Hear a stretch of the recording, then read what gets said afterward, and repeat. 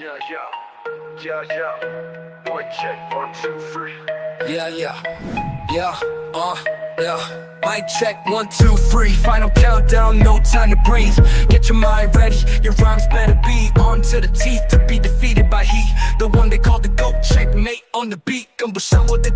Imagine giving your soul to a city for 12 years, only to watch them trade it away for spare change. Kevin Garnett didn't just play for Minnesota, he was Minnesota. Until one phone call changed everything. One trade, one decision, one moment that split a legacy in half and left fans asking, was loyalty worth losing a legend? Picture this. It's 2007. You're Kevin Garnett. You've spent your entire career, 12 seasons, bleeding for a franchise that can't get out of its own way. You're 31 years old. Your prime is slipping away, and you have a choice to make that will define how basketball history remembers you. Do you stay loyal to a team that's wasted your greatness? Or do you chase the ring that's always escaped you? This is the story of how the NBA's most loyal superstar made the most painful decision of his career. A decision that saved his legacy and broke his heart. Welcome to Fink, where legends live, legacies are dissected, and the truth behind the game gets told. If you're new here, we don't just recap highlights. We dive deep into the moments that defined legacies, the decisions that changed everything, and the stories that mainstream media won't touch. We're talking about the human side of basketball, the emotions, the sacrifices, the impossible choices that turn players into legends or cautionary tales. Before we get into how Kevin Garnett's loyalty became his curse, smash that subscribe button and ring the notification bell, because what we're about to uncover will change how you see one of the game's greatest warriors forever. This isn't just another trade breakdown. This is about the price of loyalty in a business that rewards none. And here's the thing, KG's story isn't just about basketball. It's about every person who's ever had to choose between comfort and greatness, between loyalty and opportunity, between what feels right and what is right. So buckle up, because we're about to dive into 35 minutes of pure basketball psychology. June 28, 1995. The NBA Draft. A skinny 19-year-old kid from Chicago sits in the green room, waiting. His name? Kevin Maurice Garnett. This wasn't just any draft pick. This was history in the making. KG was about to become the first player drafted straight from high school in 20 years. The risk was enormous. The potential? Unlimited. When the Minnesota Timberwolves called his name 5th overall, they weren't just getting a player. They were getting a franchise savior they didn't even know they needed. But more importantly, they were getting someone who would redefine what it meant to play with passion. Let me paint you a picture of young KG. First day of practice, rookie season. Veterans are testing him, seeing if this high school kid can handle NBA intensity. What does KG do? He doesn't just match their energy, he doubles it. He's diving for loose balls like it's Game 7 of the finals. He's talking trash to players twice his age. He's setting screens that send grown men flying. The veterans were expecting a scared teenager. Instead, they got a basketball psychopath in the best possible way. By his second season, Garnett was already an all-star. Think about that for a second. A 20-year-old kid who never played college basketball was starting in the all-star game. By his third season, he wasn't just the face of Minnesota basketball. He was the face of a new generation of NBA players. But here's what separated KG from every other young star. The intensity wasn't an act. This wasn't showboating or trying to get attention. This was pure, unfiltered love for the game of basketball. Every possession mattered to KG like it was his last. Every rebound was personal. Every defensive stop was a statement. And when he talked trash, it wasn't disrespectful. It was competitive fire in its purest form. By 2004, that fire had turned into greatness. Kevin Garnett became the first power forward since Karl Malone to win MVP. The numbers were ridiculous. 24 points, 14 rebounds, 5 assists, 2.2 blocks, 1.5 steals per game. But the numbers don't tell the real story. The real story was watching KG grab a defensive rebound, push the ball up court himself, and create a fast break opportunity. The real story was watching him guard everyone from point guards to centers. The real story was watching him turn the target center into the loudest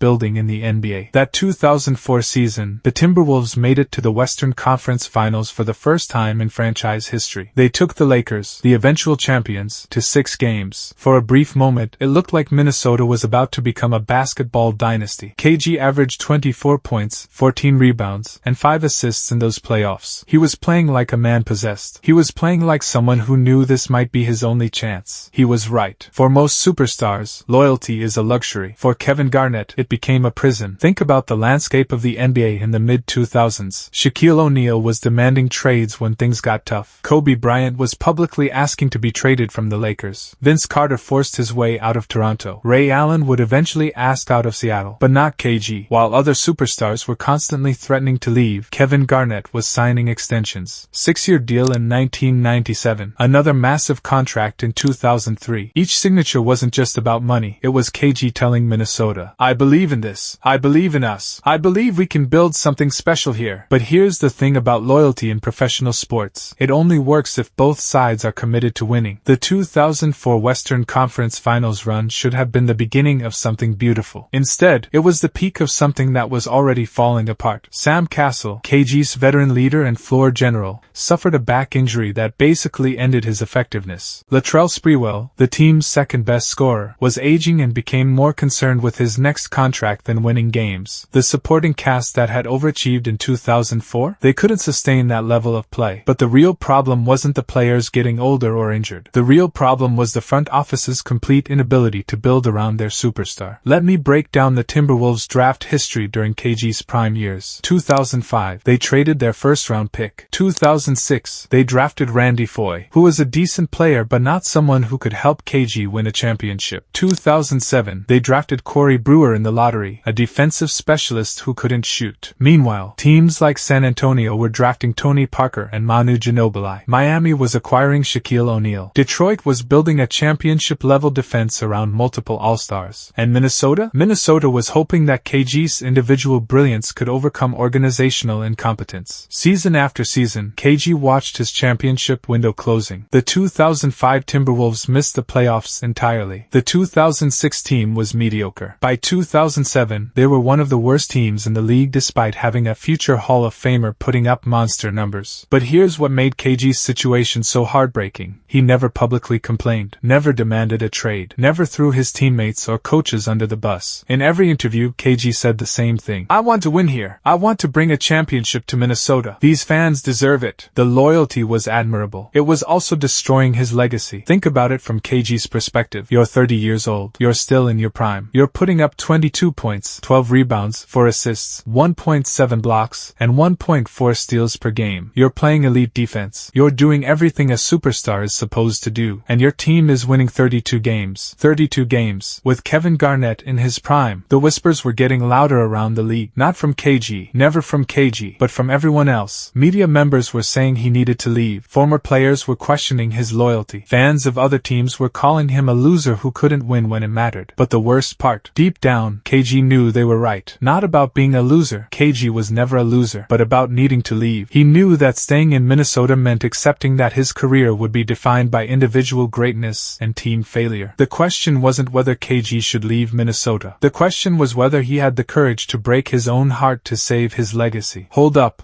Before we get to the trade that changed everything, I need to talk to the real ones still watching. If you're 15 minutes into this video, you're not just a casual basketball fan. You're someone who understands that the game is about more than highlights and statistics. You get that behind every great player is a human being making impossible choices. The Fink family is growing every single day because y'all understand what we're building here. We're not just watching basketball. We're studying the psychology of greatness. We're not just fans. We're people who appreciate the complexity of chasing dreams in a business that doesn't care about your feelings. If you haven't subscribed yet, this is your moment. Hit that button, turn on notifications, and join a community that appreciates the stories behind the stats. Because what's about to happen to Kevin Garnett? It's going to make you question everything you thought you knew about loyalty in professional sports. We're about to dive into the phone call that broke Minnesota's heart and the decision that defined a legend's legacy. July 31st, 2007, 6:47 p.m. Eastern Time. The phone rings in Kevin Garnett's house. On the other line, Danny Ainge. Now, let me set the scene for you. Boston had been mediocre for years. They had Paul Pierce, who was a great player but couldn't carry a team to a championship by himself. They just acquired Ray Allen from Seattle in a trade, but they needed something more. They needed a player who could change the entire culture of their franchise. They needed Kevin Garnett. But here's the thing that most people don't realize. KG had a no-trade clause in his contract. He could have said no to any deal. He could have stayed in Minnesota, collected his checks, and finished his career as the greatest player in Timberwolves history. The conversation between Ainge and Garnett lasted over an hour. Ainge didn't just pitch basketball to KG, he pitched legacy. He pitched the chance to play with other stars who understood what it meant to sacrifice for winning. He pitched the opportunity to play for an organization that had won championships before and knew how to win them again. But most importantly, Ainge pitched KG the chance to answer the one question that had haunted his entire career. Could Kevin Garnett win an NBA championship? The trade itself was massive. 7 players and 2 first-round picks to Minnesota: Al Jefferson, Ryan Gomez, Sebastian Telfair, Gerald Green, Theo Ratliff, 2 picks, and cash considerations, all for Kevin Garnett. When you break it down like that, it sounds insane. 7 assets for 1 player. But Danny Ainge understood something that Minnesota's front office never did. Sometimes one great player is worth more than 7 good ones. But let's talk about what this trade really meant for everyone involved. For Boston, they were getting a proven superstar who could immediately make them championship contenders. They were getting someone who could teach Pierce and Allen what it meant to compete at the highest level every single night. For Minnesota, they were getting young talent and draft picks that could potentially build a foundation for the future. Al Jefferson was a promising big man. The picks could turn into something special. But for Kevin Garnett, this trade was about so much more than basketball. This was KG admitting that 12 years of loyalty hadn't been enough. This was him accepting that sometimes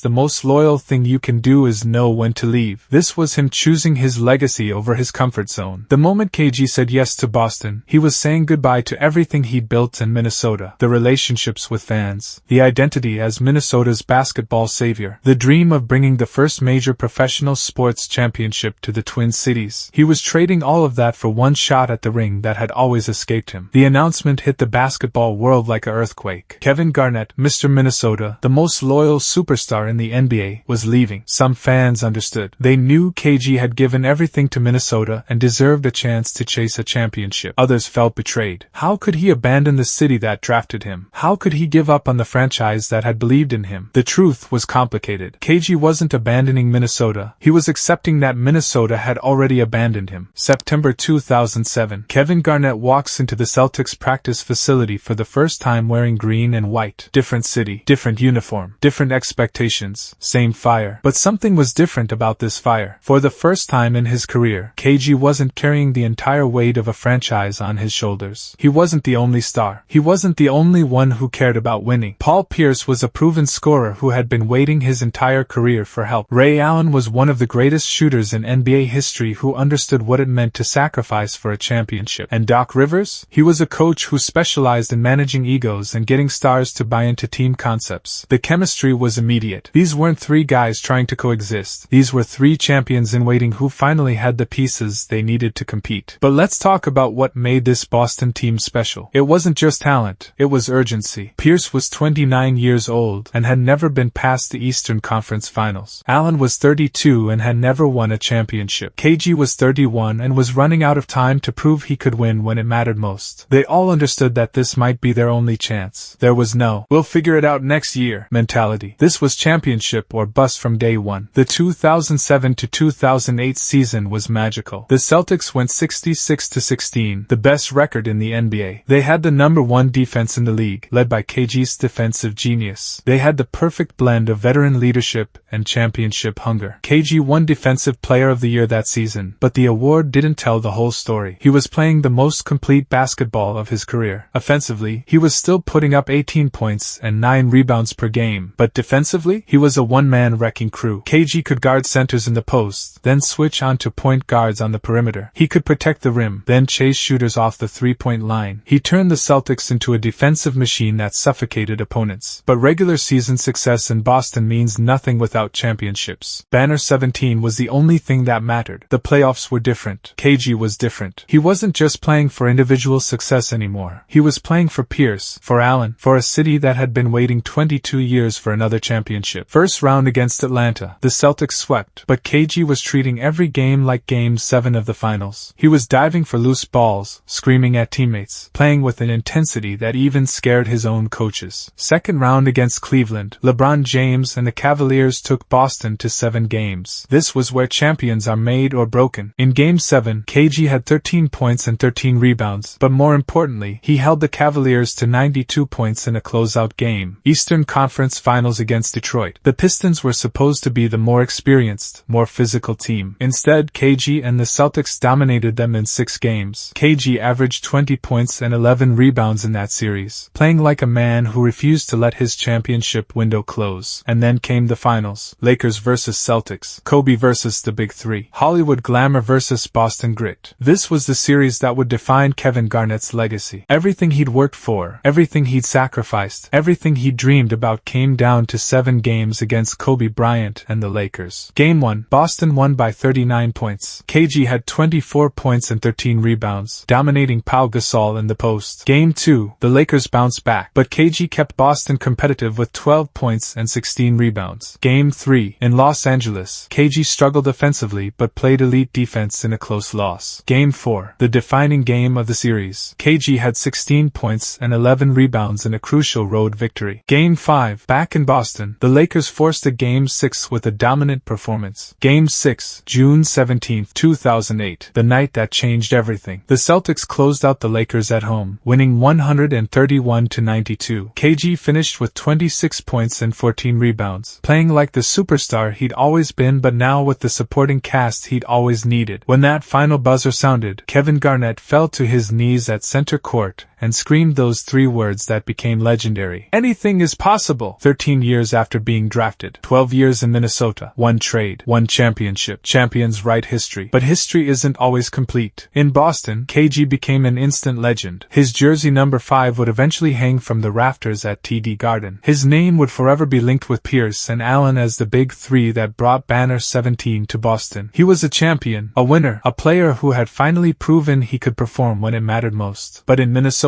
the story was more complicated. Some fans felt betrayed. If he was so loyal, why did he leave us? They asked. If KG really loved Minnesota, why couldn't he have stayed and tried to build something special there? Others understood completely. We wasted 12 years of his prime, they said. He gave us everything and we gave him nothing in return. He deserved better. Both perspectives had merit. KG had been incredibly loyal to Minnesota, staying through multiple rebuilds and front office mistakes. But he had also made a business decision to prioritize his own legacy over his emotional attachment to a city. The trade created a fascinating split in how we remember Kevin Garnett's career. In Boston, he was the missing piece that completed a championship puzzle. The veteran leader who taught Pierce and Allen what it meant to be champions. The defensive anchor who turned a good team into a great one. In Minnesota, he became the symbol of what could have been. The greatest player in franchise history who never got the support he deserved. The loyal superstar who finally had to choose between his heart and his legacy. But here's the real question that haunts KG's legacy. What if he had stayed? What if Kevin Garnett had never waived his no-trade clause? What if he had finished his career in Minnesota, ringless but forever loyal? Would we remember him as one of the greatest power forwards in NBA history? Or would he be lumped in with players like Charles Barkley and Karl Malone, incredible individual talents who could never win when it mattered most? The trade to Boston answered that question definitively. KG got his ring. He got his validation. He proved that he could be the best player on a championship team. But he also lost something that can never be recovered. He lost the chance to be Minnesota's greatest sports hero. He lost the opportunity to bring the first NBA championship to a city that had never experienced that kind of joy. The players Minnesota received in return tell their own story. Al Jefferson became a solid player, making one All-Star team during his time with the Timberwolves. But he was never a franchise-changing talent. The draft picks turned into role players at best. The other players in the deal were already past their primes. Meanwhile, KG helped Boston reach 2 NBA Finals and win 1 championship. He extended his prime by joining a contender. He cemented his Hall of Fame legacy and proved he could win at the highest level. So who really won the trade? Boston got a championship and KG got his legacy. Minnesota got potential that never materialized. Y'all, this is exactly why Fink exists. Stories like Kevin Garnett's don't get told the right way anywhere else because they're too complex, too emotional, too human for traditional sports media. We don't just give you highlights and statistics. We give you the psychology behind greatness, the impossible choices that define careers, the human cost of chasing dreams in a business that doesn't care about your feelings. If this deep dive into KG's career is hitting different, if you're seeing his legacy in a completely new light, then you understand what we're building here. This channel isn't just about basketball. It's about the people who make the game beautiful, complicated, and real. So for the final time in this video, if you're not subscribed to Fink yet, what are you waiting for? Every single person who hits that button is joining a community that appreciates appreciates basketball beyond the surface level. Hit subscribe, turn on all notifications,